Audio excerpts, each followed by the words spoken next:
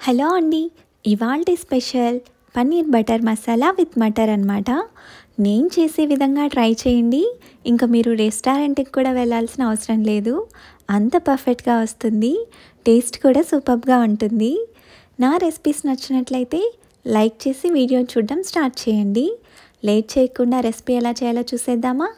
First ఒక బౌల్లో మటర్ని తీసుకొని, అదేనండి పచ్చి బఠానీని తీసుకొని కొన్ని వాటర్ వేసి ఒక హాఫ్ టీ స్పూన్ సాల్ట్ వేసుకొని 70% కుక్ చేసి పక్కన పెట్టుకోవాలి. పచ్చి బఠానీ బాయిల్ అయ్యేలోపు ఇంకో ప్యాన్ పెట్టుకొని బటర్ ఆర్ ఘీ యాడ్ చేసుకొని ఫ్లేమ్ సిమ్లో ఉంచుకొని పన్నీర్ క్యూబ్స్ని వేయించుకోవాలన్నమాట. ఫ్లేమ్ మాత్రం లోలో ఉంచుకొని గోల్డెన్ కలర్ వచ్చేంత వరకు వేయించుకోవాలి.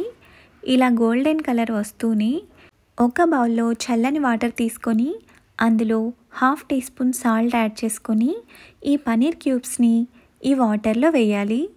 ఇలా చేయడం వల్ల పన్నీర్ క్యూబ్స్ టెండర్గానే ఉంటాయన్నమాట, గ్రేవీలో అయినా కూడా.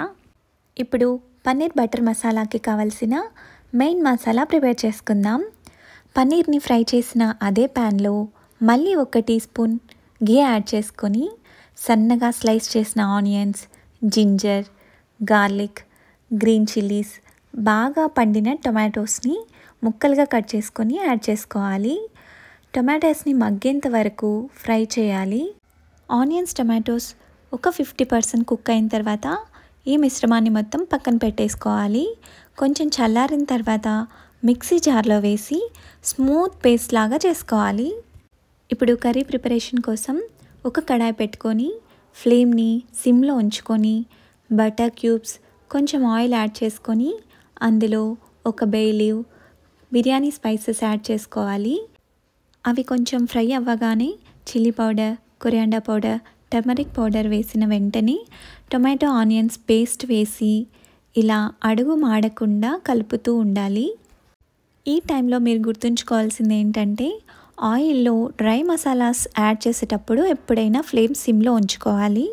ఫ్లేమ్ హైలో ఉంటే మాత్రం మసాలాలన్నీ మాడిపోతాయి.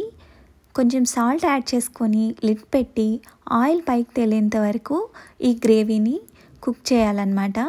అప్పుడప్పుడు ఇలా కలుపుతూ ఉండాలి, అడుగు మాడకుండా ఉంటుంది. గ్రేవీ థిక్గా రావడం కోసం ఒక హాఫ్ కప్ కర్డ్ యాడ్ చేసుకున్నాను. కర్డ్ యాడ్ చేసిన తర్వాత కూడా ఇలా కలుపుతూ లిడ్ పెట్టి ఆయిల్ పైకి తేలేంత వరకు కుక్ చేసుకోవాలి. ఇట్లా ఆయిల్ పైకి తేలిన తర్వాత మనం ముందుగా ఉడికించుకున్న పచ్చి బఠానీ, పన్నీర్ క్యూబ్స్ని కూడా యాడ్ చేసుకోవాలి.